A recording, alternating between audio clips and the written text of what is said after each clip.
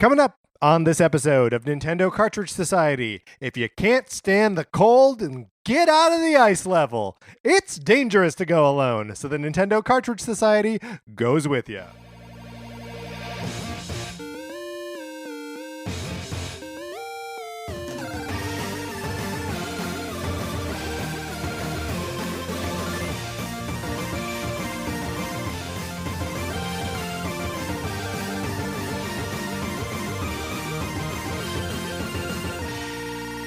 Welcome to Nintendo Cartridge Society. My name is Patrick Ellis, and I am joined, as I am always joined, by my co-host, Mark Mitchell. Mark, how's it going? So happy to be here. Yep. Did you growing up have any like Big Dog T-shirts? I never did have. You never had a Big Dog. Had a Big Dog. Do you know t-shirt. what Big Dog T-shirts were? Yeah, I know what Big Dog. Where it's like if you can't. So our cold open. Yes. Reminded me so much of something that would be on a very specific. Yes. Big Dog T-shirt, because they were always like, if you can't run with a big dog, stay on the porch. Right, like Big Dog got a bite or something. And what? So Big Dog was Saint Bernard, right? Yeah. Okay, so he's not. And Saint Bernards would sometimes be those like rescue dogs, right? That have the like little barrel of like whiskey under. Yeah, there. in cartoons. Yeah, and possibly life. I don't think so. I bet there's like a nugget of truth somewhere in there. But right, because they would sometimes have what you think is medicine, but then it'd be like whiskey or something. Well, I mean, for children, in right, a children's of course, cartoon. Of course. So I'm just saying that our cold open could also maybe have been on a Big Dog. I love it. Shirt. I'm sorry I was poo-pooing that on any level. That's right. Speaking of things that you can poo-poo on any level, Sonic Forces for the Nintendo Switch. My copy of it you can borrow. What is grammar? If you want to borrow it, all you gotta do is email us at nintendocartridgesociety@gmail.com and give us a mailing address that we can send it to, and from which you will send it back, and you play it for as long as you want. Great holiday gift idea? ? Yes. Yes, possibly an even better gift idea for us. Review our podcast on Apple Podcast. How delightful would that be? That is the gift that, you don't know this, keeps on giving. Because if we get more reviews, that bumps up our profile on some kind of chart somewhere, and then people can see our show. Then you are giving us a gift of exposure, and you are giving other people the gift of being exposed to our show. So, like, it's a win-win-win-win-win-win-win. And genuinely, we appreciate anybody who has left us a review on any platform, wherever you get this show. If you've ever like mentioned us to a friend, shared us on social media or anything, it really means a lot to us. This has been a great year. Yes, for the show. It's been so much fun. And we were just talking about it. We feel like we've done some like fun big shows, and it's always been because we are incorporating stuff from you guys, and you give us the best ideas and 150 pieces of Nintendo music for us to sort through and determine a champion. So thank you for all of that, and I guess we just gonna give you more homework. And there'll be more stuff like that next year, right? We'll have more things that we need your help on. Yeah, absolutely. Speaking of things that we need your help on, we were confused last week when talking about Pokemon on the process of Gigantamaxing and Dynamaxing. We got an email from Lewis. Lewis writes, "Hey guys, I too had no understanding of Gigantamax and Dynamax, and even after reading several articles, I feel like I'm still not sure what to believe. Or I'm still not sure that I can believe that," and then semicolon. "All Pokemon can Dynamax, which is just where they become bigger if you're in a specific area, i.e. max raid battles or a Pokemon gym." Okay, so we're good on that so far? Okay. Dynamax. All Pokemon can Dynamax under It's like Bane juice. Yeah, that's right. They're all getting Actually, no. Venom? Don't say that, because I think where this is going, actually, Gigantamaxing would be like the Bane juice. However, some Pokemon, when Dynamaxing, have a Gigantamax form, which is where they change shape as well as getting bigger, like the Snorlax with a tree growing out of him, and also getting a special move like the Long Boy Meowth getting an amped up Payday. He is such a long boy. Too long, really.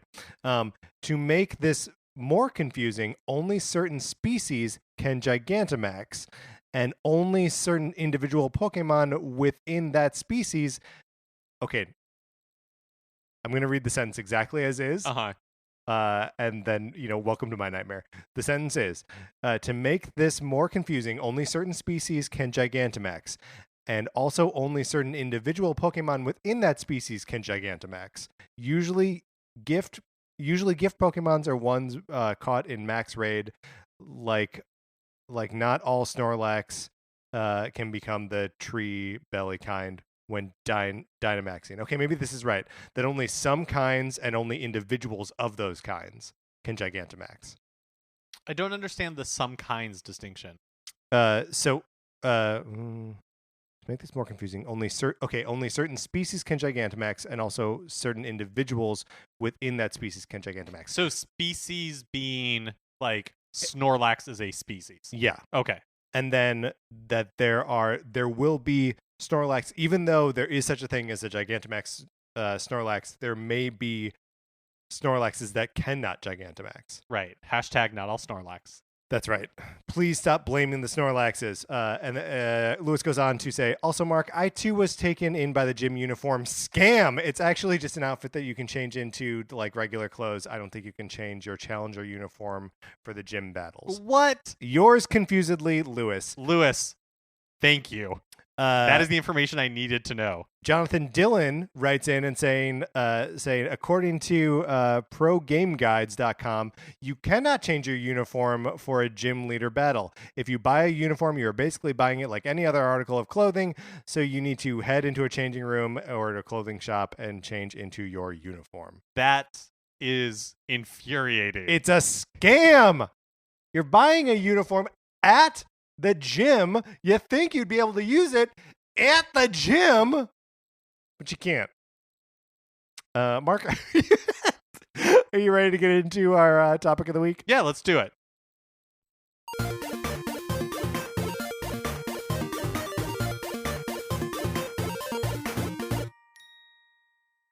It's the winter time. Although officially, I guess it's tomorrow, right? Yeah. That winter starts, but the winter is upon us. 'Tis the season, etc., etc. Or 2 days? Is it the 21st? I never remember. I always think it's the 20th. Maybe it's the 21st. But it's winter. All right, let's not split hairs here. Because we need those hairs to stay warm. That's right, because it's winter.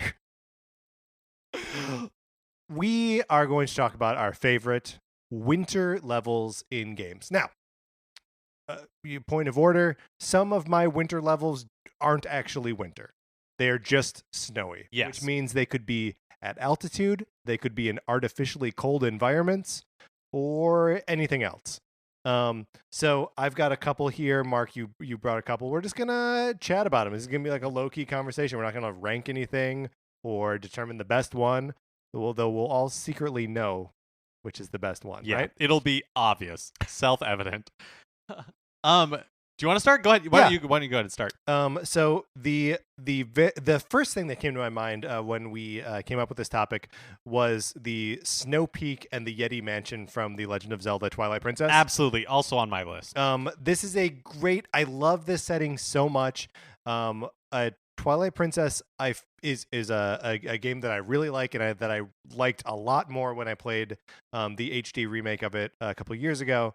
But one of the places that I feel like it does kind of fail is in establishing like the grandeur of Hyrule. But the one part of that game that feels big and feels far away is Snow Peak. Like getting up that mountain takes a long time. And even snowboarding down it takes a long time. It's a big area. Yeah.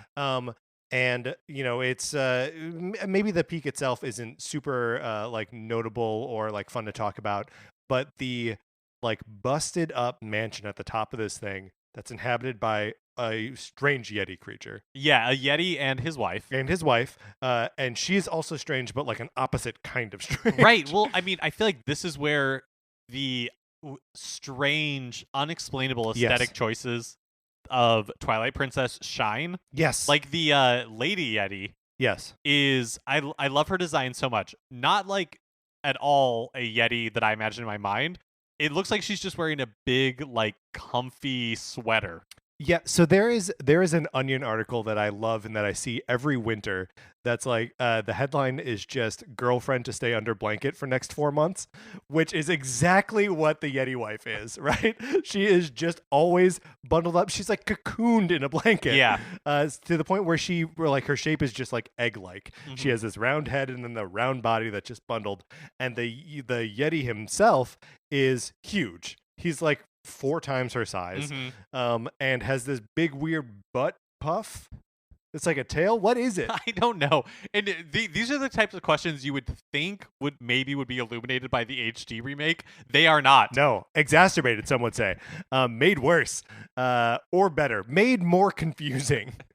But has there ever been a deep dive into like where people have talked to the art designers on Twilight Princess and just asked them like, you know, like about their process and what was going on? Because that game is so unique looking. Yeah. Like, and so specifically unique that there feels like there's so much like behind it. Yeah.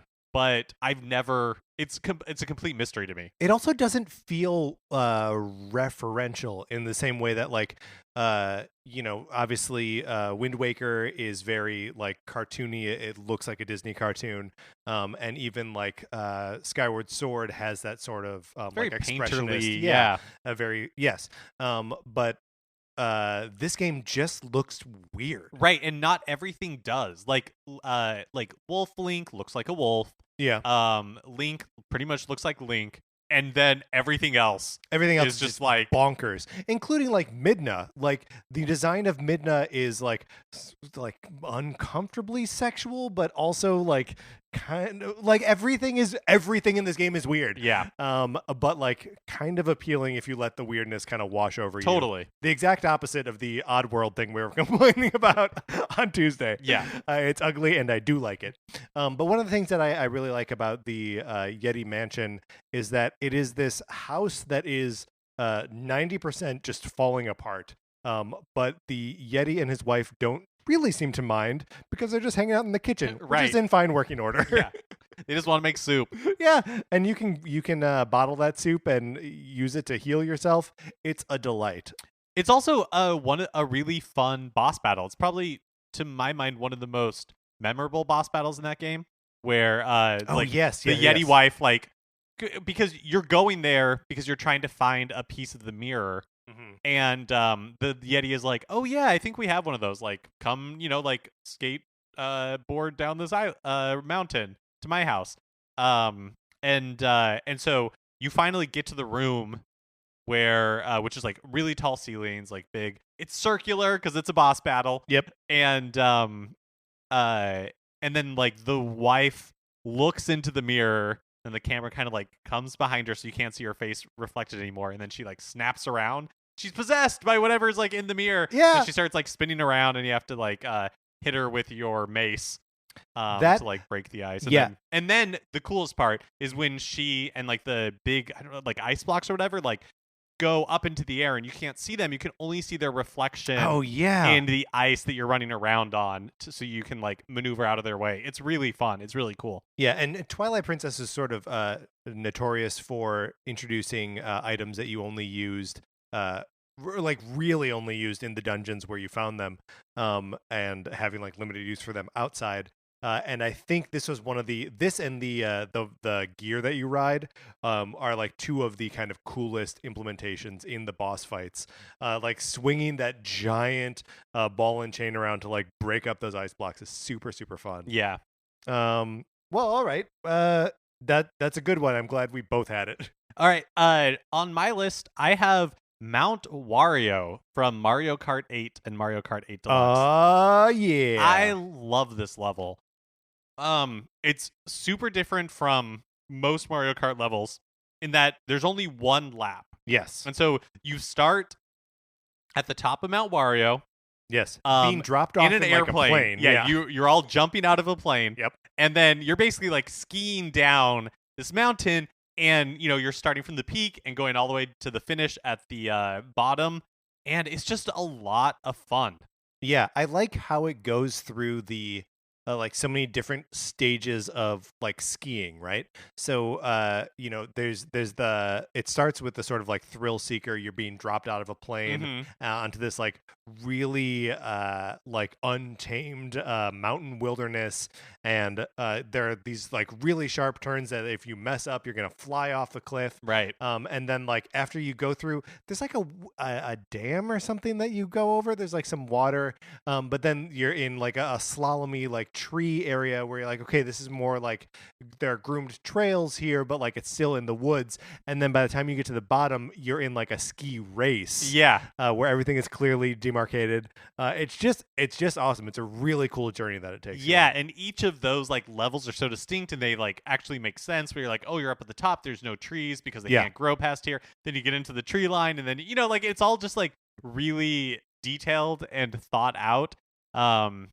And there's like an implied like super narrative there. It's really good. It's also just like super unique. I wouldn't want every Mario Kart track to do it, but I just love that it's like, nope, there's no laps. It's just a single like downhill course, and you just have to like make all your moves before you get there. Does Mario Kart 8 just have the 3 of those? So there's that one. There's the F-Zero one. That's I think it's Big Blue, or it's one of them. I can't remember. Yeah, I think it's Big Blue because Mute City is the other one, and there are laps there. And then one of the Rainbow Roads is also a one-way. Yeah, I think that's right. Those are really cool tracks. I wish they had a few more of those. Yeah, that's a good one. Let me pull up my list here. Okay, so this next one is actually 2. I want to talk about them both. The snow levels from Mario 64, Cool Mountain, and Snowman's Land. We talking Baby Penguin? We're talking Baby Penguin. And I mean, more even, I love that Baby Penguin. Love him to death. I love bringing him back to his mother. I like bringing back the wrong baby penguin. And she's like, that's not my penguin. You're like, okay, but he still doesn't have parents.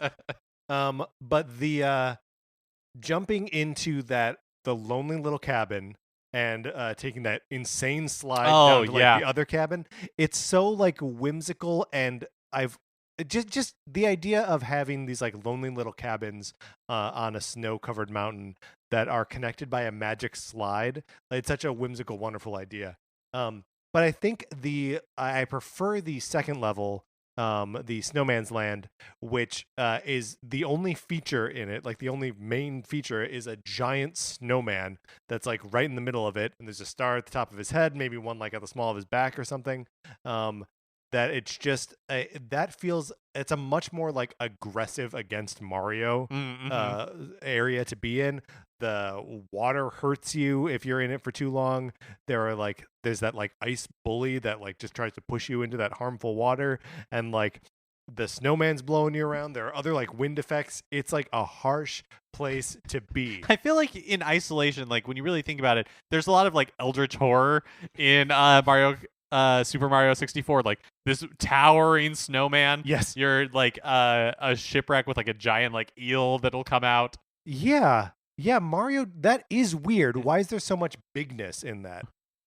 It doesn't make any sense. Yeah, I guess they could. Yeah, you know, they could. And you could feel it at that point. So I have one more Mario Kart level on here. Yeah, and it's Sherbet Land, originally featured in Mario Kart Double Dash. This is the one where like the Shy Guys are like ice skating around. Oh, cute. And all that kind of stuff. So Double Dash is one of my, like, not on the top of my list for Mario Kart games, but I think some of the tracks are timeless, and this is one of them. I just love seeing, and I think my feeling is that when it was remastered for Mario Kart 8. Yes. Like remade for Mario Kart 8, and it got a little bit too complex for my liking, in the sense that like the cracks in the ice, you can fall down and now you're in water, because that's like a thing we can do in Mario Kart now, right? And then there's like a whole like shadow track down there, right? Yeah, and like it to me, I mean, mind you, I never fall down in those cracks, so I don't even know. You've heard rumors. Yes, that's right. Yeah, so like it's almost too much for me. I prefer the like lo-fi version of it in Mario Kart Double Dash. Let me just say that the Shy Guys in Mario Kart are underrated. because everything they do in that game is adorable. Like mine. Like when they mine and they sing a little song. It's an adorable song. That's adorable. When they're ice skating and they'll just like jump and like do a little trick together. Yeah, it's so cute. My next is not technically a level, but it is a section of Breath of the Wild where I would camp out waiting for the dragon Dinral to fly by. So it is on the Tabantha Hills, so like the northwest side of the map, kind of like looking out over that gorge that has like there's like the temple on like the really far north side of it. So not quite that far north, but there's like a little area there where you can just camp out, and Dinral always flies by. Not always, but most nights will fly by.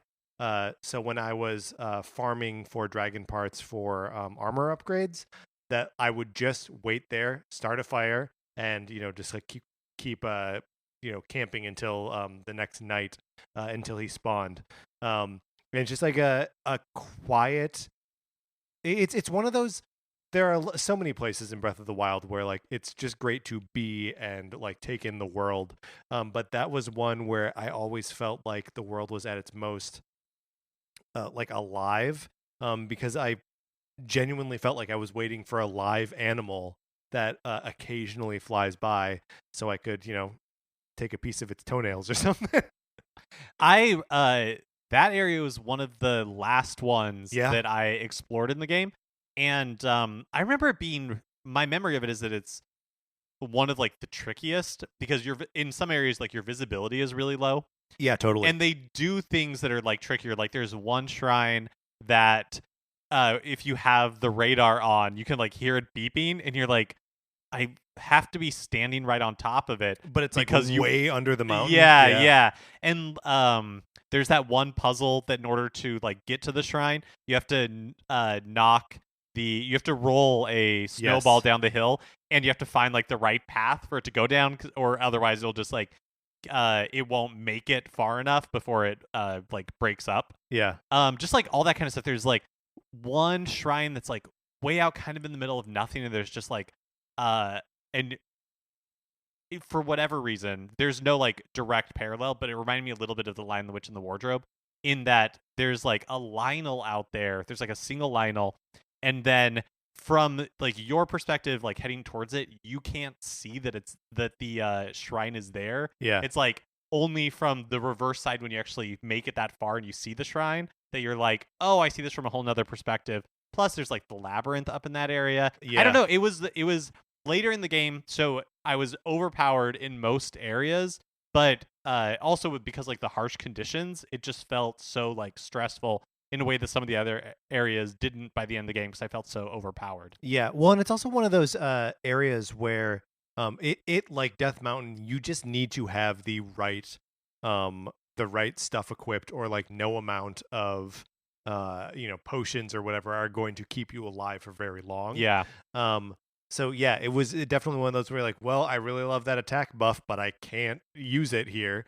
I really just have to be warm and not die. Yeah.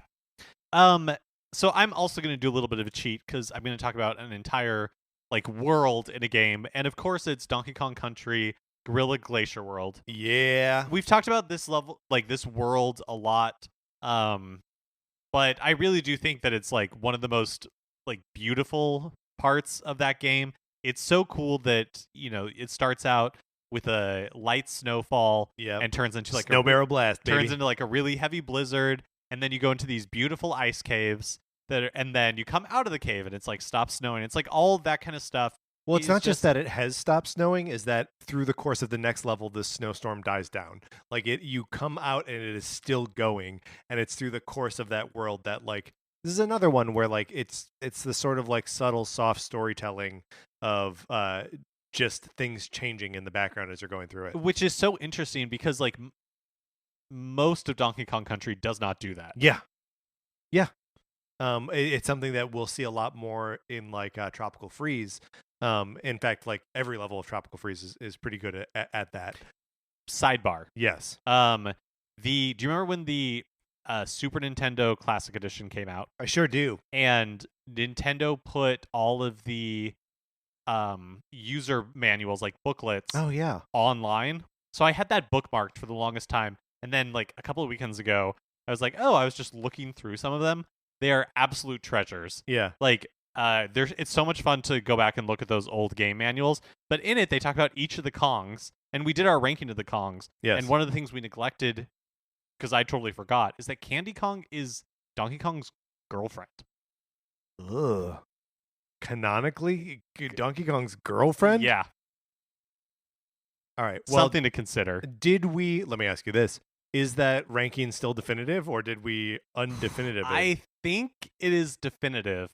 Yeah. But in light of this new information, we may need to relitigate at some point. Here's the thing. I need at least one more new Kong before we can go in and change that ranking. Yeah, that's fair. And also, come on, Nintendo. How long has it been since you added a new Kong? Well, who was the last Kong added? The 64 Kongs? Yeah, Lanky 20 maybe? years ago? We just celebrated the 20th anniversary of Donkey Kong 64. This is insanity. Next Yeah, what if so they did really long arms. What if they did like really small arms? Like yeah, T-Rex, it's like a T-Rex. T-Rex Kong. That's right. Rex Kong. Although that would be a dog. I apologize. Some sort of monkey dog. Next on my list, and hey, I'm a broken record, so I'm going to talk about Dragon Quest again. Dragon Quest XI S Echoes of an Elusive Age Definitive Edition for the Nintendo Switch includes a town at the north side of the map called Sniffelheim, which, yes, is an adorable like mashup of like Norse mythical location names and the word sniffle. When you first come upon this town, it is frozen solid. The gates to the town are frozen, and there's a really cool like, I don't want to spoil it. It's one of the many kind of like episodes of that game that feel like a totally wonderful self-contained story where like you meet some characters who aren't what they appear, and then like even that is subverted, and you're doing favors for people that double cross you, and it's a great part of the game. And it's also the last place where you go to get the like orbs of Yggdrasil. So that you can actually approach the tree of life or whatever it is. So like it's the last mission on which like the first half of the game hinges, and it's just a beautiful like weird change of scenery from all of these. Everything else feels so like terrestrial by comparison, where it's like there are trees and water and all this stuff that you understand, and then you're in this like snowy wasteland, and people are still like living cute little Dragon Quest lives. It's just wonderful. Do you think it's called Sniffelheim because like when you get a cold, you get the sniffles? Yeah, 100%. Okay, I love that. Yeah. I mean, that feels right to me. And really, it would be worthy of a place on this list just by its name alone. Sniffelheim is genius. A kingdom that I really liked from Super Mario Odyssey was the Snow Kingdom. Yep. Specifically because you get your visit to Shiveria Town. Oh, the Shiverians. They're just big, adorable balls of seal or something. Right, yeah. They're like seals. Yeah, I guess they are seals. Like polar bears. They wear like big, long sleeves. Yeah. They roll around and bounce. Okay, so that's counterpoint to why they should appear on no list whatsoever, is you gotta do that bounding game. Yeah, the bounding game, not fun. Especially if you're trying to get all the moons in Shiveria. But the music is really cute. The town just feels so warm and nice. And especially, like, you know, we talked about in Donkey Kong Country in Breath of the Wild, how that area is so like relentless. It is that way for Mario as well. Like when you first get to before you get to Shiveria Town, when you first get to the Snow Kingdom, like it's not, you know, like not like really difficult, but you're like bounded around by low visibility. The wind is blowing you around everywhere. You don't really have a good sense of the space, like how big the kingdom is. You can fall into the water and get cold, you know, like all that kind of stuff. And then when you get into Shiveria itself, it definitely has that feeling of like coming in from the cold. Yeah. And it has like a nice like warm firelit glow. Feels very like festive. Yeah. And also for as much as I'm throwing shade at the bounding minigame, I love the idea of a town in like the mountains or in like a wintry area that like finds sport in the winteriness. Like that is very appealing to me. And so the fact that they have their own race that is all based in like the snowy bounding is very attractive to me. All looking forward to the Shiveria 2030 Olympics. Except the people of Shiveria who are like, why are we spending billions of dollars? You know, like we're going to build all this infrastructure and then nobody's right, going to but then they're around to use the infrastructure later. The goal is to build things that you will use, the public transportation, housing. Like these are the places nobody's where you moving to Shiveria. People will move. If you build housing, we have a... I mean, I guess we have a housing surplus in Los Angeles and many empty housing units that are just unaffordable and, too much homelessness. It's next on my list. So there are two things I want to throw out here in quick succession. First, that there is a part in Secret of Mana where you meet Santa Claus. I totally forgot about that. Santa is a character. You meet him and his Santa Claus wife, and like there are reindeer and stuff. And it's just like, yep, here you are off on this grand fantasy adventure. Also, Santa Claus is there. I want to mention that. I want to mention the Himalayas from DuckTales. Not my favorite level in DuckTales, but it does a different like hazard than so many snow levels do. So one of the things that I find frustrating about snow and ice worlds are icy surfaces, right? No one likes slipping around. You've mastered how to get around in this game, and now suddenly you're like, you go too far when you try to stop. It's a bummer. DuckTales doesn't do that. DuckTales instead introduces deep snow, where if you try to pogo into it, Scrooge gets stuck, and it's adorable. So just those two honorable mentions. But this one I want to dig into a little bit more. Metroid Fusion. You're on a spaceship. All of the environments are fabricated, including Sector 5, which is a deep freeze area. And normally that wouldn't be too much of a problem for Samus. Hey, she cruises around on the Phendrana drifts. She's fine. But in Metroid Fusion, she has been infused with Metroid blood. She is part Metroid. So being hit with cold or with an ice beam or just being in Sector 5 is painful for her. I mostly like this because of the way it plays off of the character that Samus is becoming, where she is as much of the creature that she's like afraid of and that she's fighting. That it is cold, and that coldness is like a weapon against her. When you were explaining that, yes. So Metroid, of course, was the original Metroid was totally like a riff on the Aliens franchise, totally, and Ridley, and of course, like in the later Alien movies, like Ridley is also infused with alien. She is cloned because she dies at the end of Alien 3. Right. And then with a queen alien inside of her. And so to re-engineer the queen alien, they clone Ripley with the alien inside of her. And there are all these, they're not perfect when they do it. So like, the alien is a little bit human and the human is a little bit alien. Interesting. Just wondering if that's where they got the idea from Fusion, from Alien Resurrection. Probably. I have one runner-up. It is a level in Super Mario Brothers 3 that it's in the ice world. Yep. And in order to get past it, I think it's the optional level where you can get the Hammer Brothers suit from the castle there.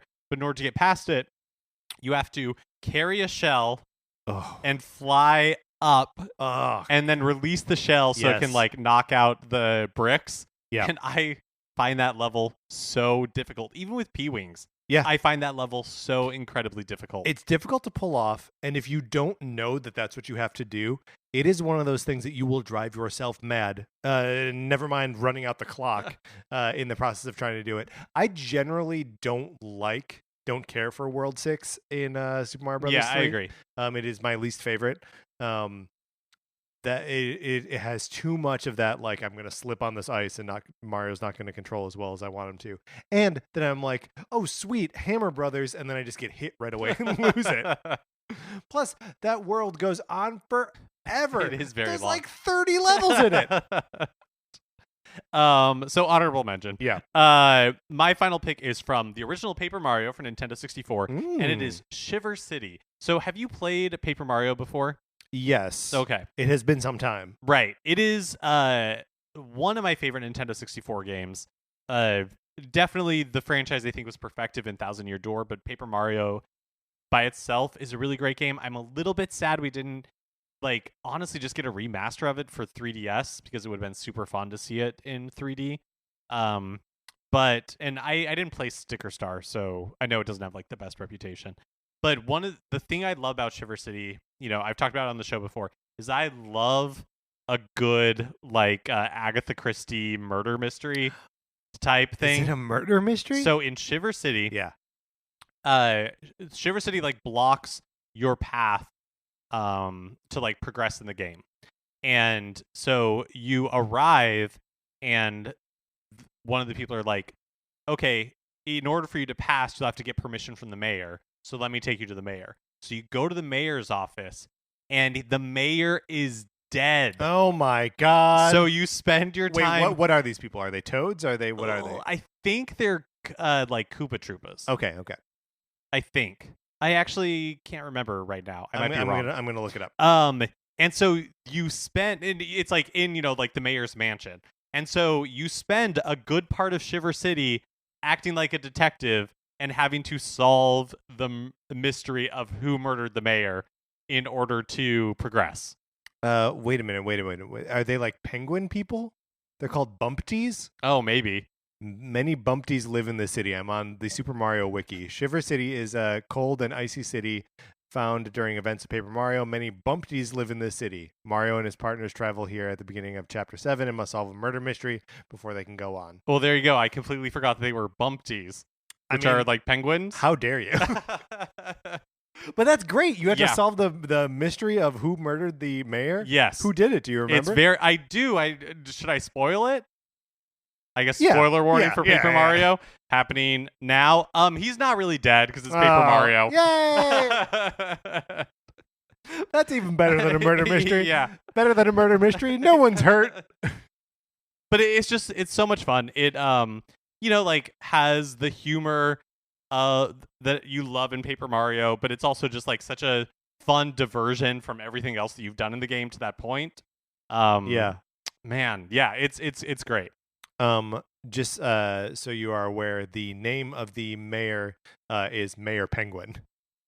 So there you go. All right, for my final. Wait, that's funny. It's Mayor Penguin, but they are Bumpties.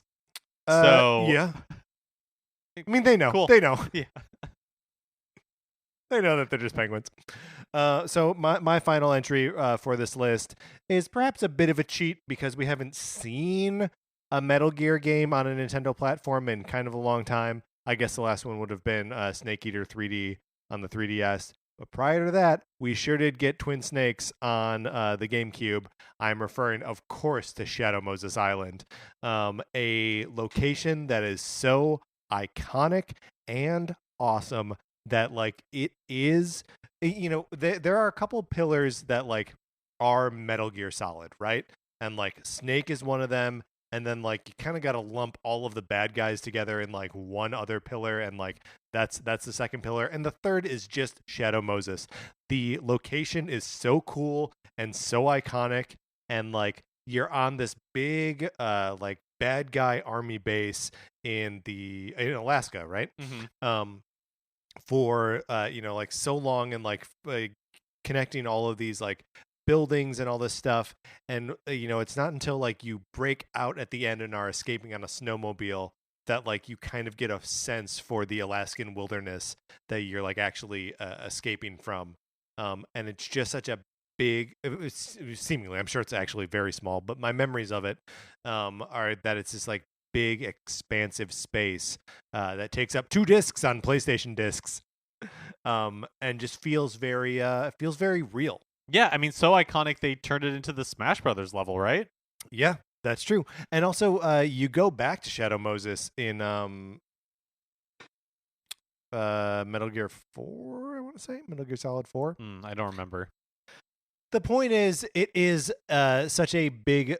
It's such a big part of like the of what that game is. And even the one of the points here's spoilers for Metal Gear Solid 2, is that one of like the points of that game is that they are recreating what Snake went through on Shadow Moses for like as a test for Raiden on this like oil rig thing. So like even within the fiction of the game, Shadow Moses is an environment that they're trying to replicate all the time because it's such a like furnace that forges this great warrior. And yeah, it's just so cool. And just anytime it's just one of those places, right? Like it's like Midgar, it's like Princess Toadstool's castle. It's just like that's yeah, I think it totally defines Metal Gear Solid. Also, no need to be ashamed of Twin Snakes. Oh, I wasn't. I wasn't. I just the thing that I feel like it's a little bit of a cheat is that like Metal Gear is so associated with non-Nintendo platforms. Totally. At this point. And it's a little bit crazy to me that we don't have, they did Metal Gear Solid collections for like PS3 and Xbox 360. It's weird that we don't have those on Switch. Yeah, I think, Konami got out of the console game market entirely to make pachinko machines. And then the pachinko machine market started to crash, and so they're like, but we love console games. Well, they love it enough to put together a Castlevania collection with 2 Game Boy games no on I think they've said that they're getting back into like the AAA market. AAA market, we'll see. I mean that Contra, is that a Konami game? Is Contra a Konami? I think so, because there just was a new Contra Alien game. Gut Bucket. Alien Gut Bucket. Hey, it's not a holiday episode if we don't talk about the Alien Gut Bucket. Mark, I think we came up with some really good winter levels here. I think so too. Let's close this out.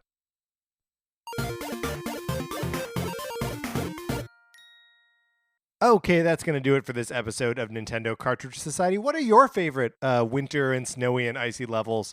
I know we left out a bunch, so I'd love to hear what your favorites are. You can write to us at Nintendo Cartridge Society at gmail.com, or you can tweet at us at NinCartSociety.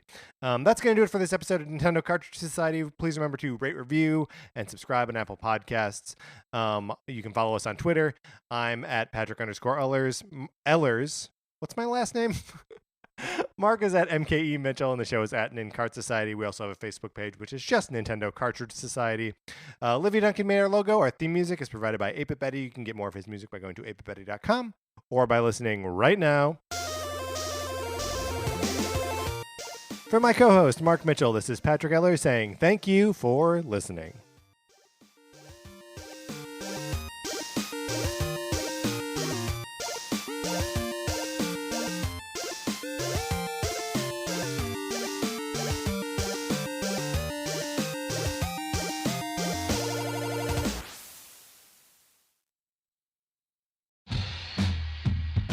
Have you ever encountered an unexplained hairy bipedal hominid in the woods? Have you received telepathic messages from an unidentified aerial phenomenon? If so, then you need to listen to Bigfoot Collectors Club. I'm Michael McMillan. And I'm Bryce Johnson. And together with super producer Riley Bray, we make up the Bigfoot Collectors Club. That's right. Every week we talk to actors, comedians, writers, and paranormal experts about their personal paranormal histories and share stories of high strangeness. Like the time when we talked to Craig Ferguson about the Loch Ness Monster and when a sea witch told him he had raven magic. Or the time I asked Pitch Perfect's Anna Camp her opinion on cattle mutilations. Past guests have included Rachel Bloom, Jen Kirkman, Paul F. Tompkins, Bobcat Goldthwait, and more. So if you've ever been abducted alongside 5 reindeer by an alien with drills for hands or witnessed Bigfoot crawl out of an interdimensional portal, don't laugh, happens all the time. Then check out Bigfoot Collectors Club on Campfire Media or wherever you get your podcasts. Bigfoot Collectors Club. You're here to believe us. Wait, is that how it goes?